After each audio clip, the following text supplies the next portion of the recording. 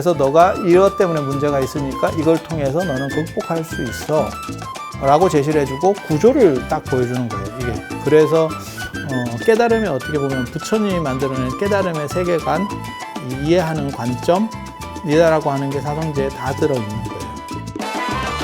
그렇게 해서 이게 이제 사고팔고거든요. 생로병사, 그 다음에 애별리고 구부듣고, 그 다음에 오음성고, 그 다음에 원증해고. 그게 고. 그러니까 본질적 고라고 하는 개념이 하나가 있고, 그러니까 이 세상은 허상이다라고 하는 본질적 고. 그 다음에 죽음에 대한 인생, 사람은 모두 다 죽어가고 있다. 그걸 제가 얘기했잖아요. 한 번 쏘아진 시간의 화살은 멈추지 않는다. 뒤로 반복 이렇게 되감기가 안 된다. 그러니까 결국은 다 죽어가고 있다. 라고 하는 게 있고, 그 다음에 현상적으로 보면 지금 그 네 가지 생로병사라고 하는 게 하나 있고, 그 다음에 현상적으로 더 구체적으로 들어가면 플러스 4로 해서 좋아하는 거, 싫어하는 거, 좋아하는 걸 못 가지는 거, 싫어하는 거, 그 다음에 가져야 되는 거, 그 다음에 원하는 걸 구부듣고 못 얻는 거, 그 다음에 너무 오버하거나 너무 이렇게 처져가지고 혼침도거네. 어떻게 보면 너무 축 처져 있든지, 너무 이렇게 텐션이 올라가가지고 오버하든지 뭐 이렇게 되는 거죠. 그래서 이게 현상적인 얘기를 하는 거고, 왜 이렇게 되느냐? 이게 집기 어떻게 보면 모여서 이루어졌다라는 건데, 이게 보통 이제 제일 많이 해석하는 건 가래라고 해석해요. 가래 들어봤습니까? 가래.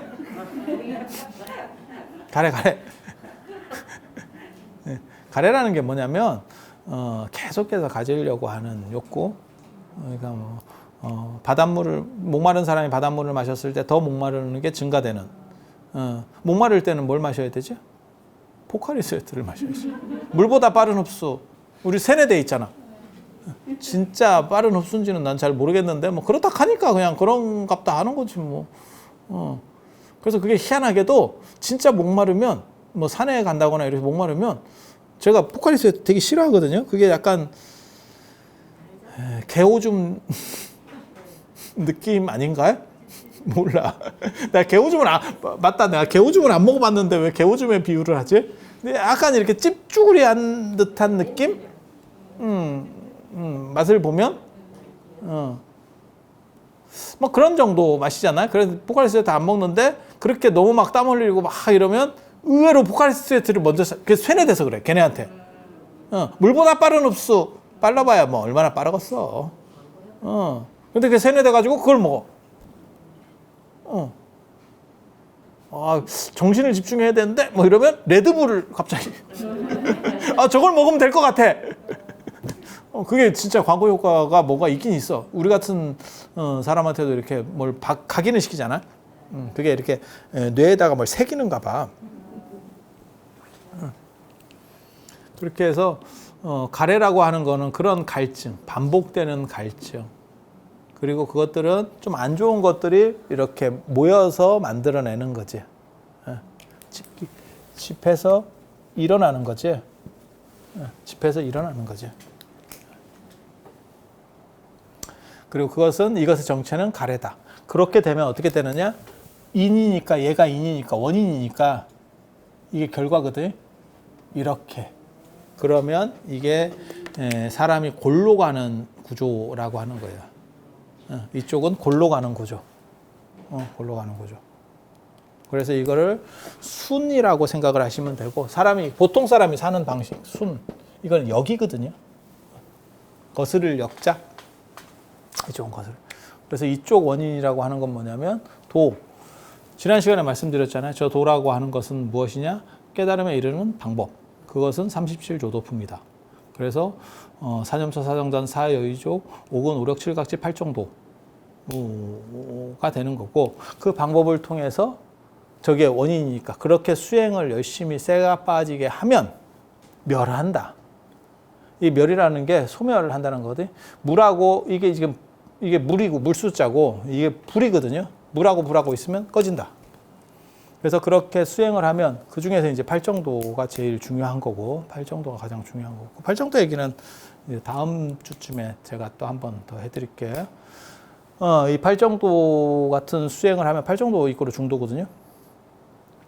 아까 그 숫자 제가 얘기했잖아요. 사성제 8정도 12연기 딱 숫자에 다 맞춘 거예요. 전부 4배수로 딱 맞춘 거예요. 그러니까 사성제 8정도 연기 이를 4, 8, 12 이렇게 맞추는 거예요.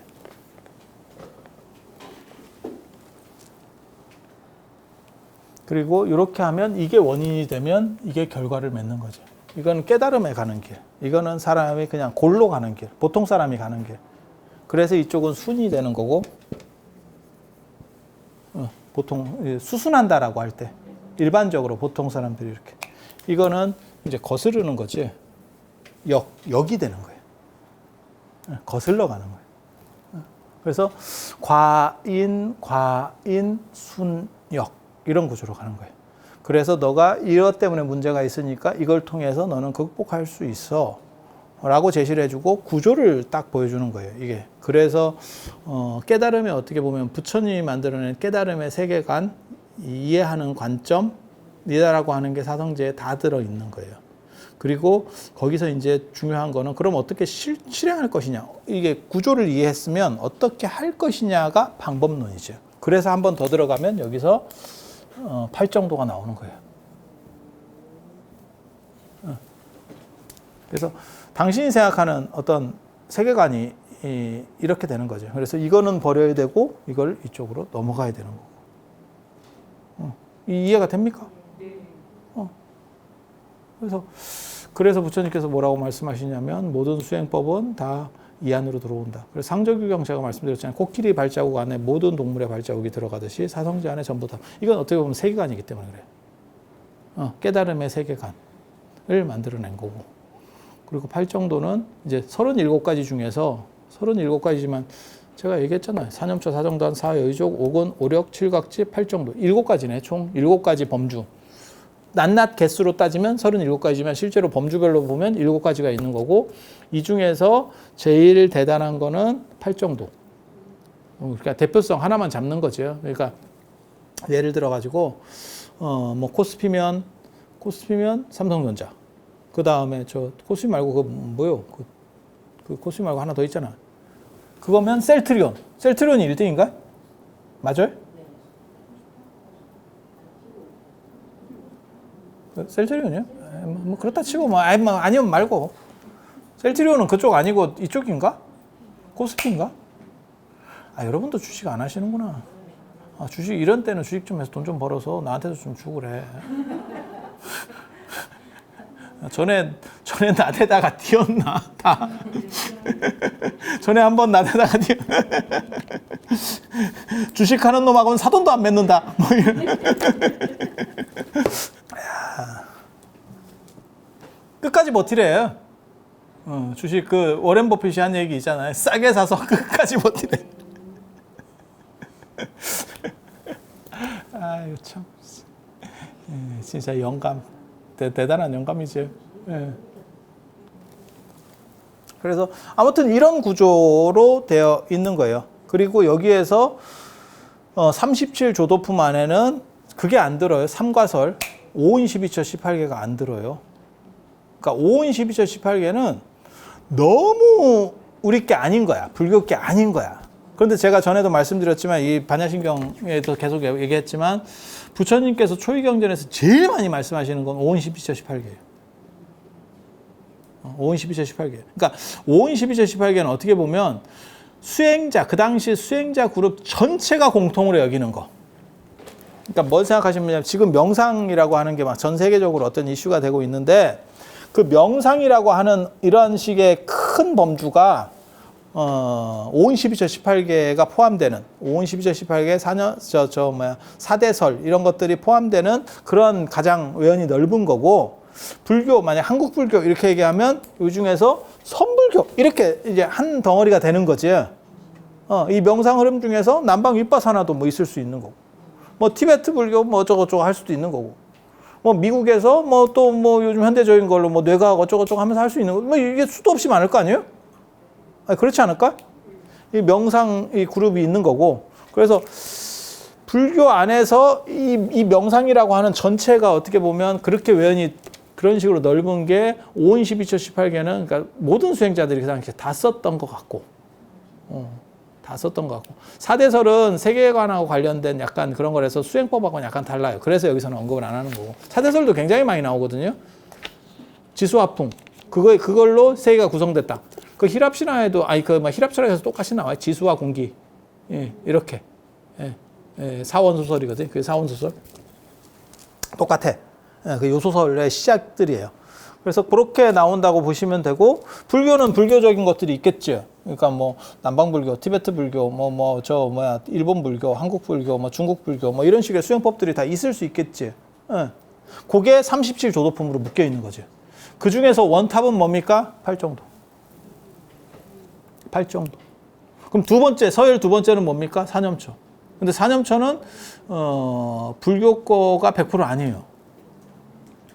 거기 이제 백골관 이런 거 나오거든요. 그리고 백골관 이런 거 나올 때 신수신법 할 때 신이 백골관하고도 연결이 돼요. 내 몸은 무상하다 어쩌고저쩌고 하는 건데 그 백골관하고 연결되는 건데 백골관은 부처님이 나중에 중지시켰어요. 중지시켰어요. 왜? 백골관 하다가 사람이 또라이 되는 경우도 있어요. 심장이 약한 사람들이, 공포심이 있는 사람들이, 우리가 아마 또라이 안 됐을 거예요. 나 그 당시에 했어도 또라이 안 됐을 거예요. 제가 시체나 이런 걸 두려워하지 않거든요. 아시는 분은 아셔. 나 시체, 귀신 이런 거 내가 두려워하지 않거든. 아니, 그건 사람 심리적인 거예요. 어떤 사람은 거기 막 굉장히 두려워하고, 우리는 그런데 굉장히 좀 밋밋합니다. 그리고 우리는 높은 데 올라가는 것도 굉장히 안 무서워하고, 그건 그건 내가 노력해서 만들어지는 게 아니야. 그건 사람의 타고날 때부터 나오는 거야. 그래서 우리 같은 사람은 아마 별 문제가 없었을 거고, 그런 거 굉장히, 그러니까 이만기 선수가 귀신 이런 거 되게 무서워한다더라고요. 귀신을 막 때려잡을 것 같은 사람인데도 불구하고 장단지로 귀신을 빠갤 것 같은 느낌인데 그런데도 그렇게 한다고 하니까, 아니 당신이 그렇게 얘기를 하니까 뭐 그런갑지. 그래서 귀신 얘기하고 이러면 되게 좋아하는 사람도 있고, 어떤 사람 막 시겁하고 막 이렇게 호들갑스럽고 막 이렇게, 물론 작전일 수도 있는데 뭐 그렇게 하는 경우들도 있으니까, 그래서 그 귀신이 그런 것 때문에 무서워서 또라이 되는 경우들이 있었어요. 그래서 나중에 중지시키고 수식관으로 바꾸거든요. 그래서 불교는 백골관을 중지시켜요. 근데 그 사념초에는 백골관 요소들이 굉장히 많이 있거든. 신수신법이 다 어떻게 보면 신이 부정하다는 데서부터 시작하는 거야. 내 몸은 부정하다는 데서 시작하는 거거든. 그리고 그거는 백골관이라든지 안 그러면 무상관, 이게 다 허물어진다. 내나 같은 뉘앙스에서 나오는 거예요. 그리고 왜 백골관이 인도에는 많이 있을 수밖에 없냐면, 인도는 시체를 유기하는 문화가 있어요. 윤회한다고 생각해서 이거는 그냥 버려진 거니까, 뭐하고 똑같은 건, 여러분 지금 우리나라로 생각하면 뭐냐면, 부모님이 돌아가셨어. 예를 들어서 뭐 아버님이 돌아가셨어. 그러면 아버님이 쓰시던 옷 같은 거를 예전엔 다 태워졌지. 근데 요즘은 어떻게 하는 거냐면, 시신을 그렇게 한다는 뜻은 아니고, 그 옷을 어떻게 하는 거냐면 몇 개는 태워드리고 나머지는 헌옷수거함에 넣어버리지. 그렇게 처리 안 해? 다 태워? 다 태워? 몇 개는 태워드리고, 이게 아버지가 이렇게 봤을 때 제일 깨끗하고 좋고 이런 거 몇 개는 뭐 재지내고 뭐 이런 거 할 때 태워드리고, 나머지 옷이 많으니까. 그리고 그 옷을 자식들이 입냐? 못 입어요. 죽었다 깨나도. 어디서 그런 옷만 그렇게 있는지, 진짜 그 옛날 약간 배삼룡 느낌. 아니 뭔지 알잖아. 그래서 그걸 헌옷수거함에 넣잖아. 헌옷수거함에 넣을 때 여러분들이 그걸 죄지었다 이런 생각하는 사람이 있어? 아무도 없지.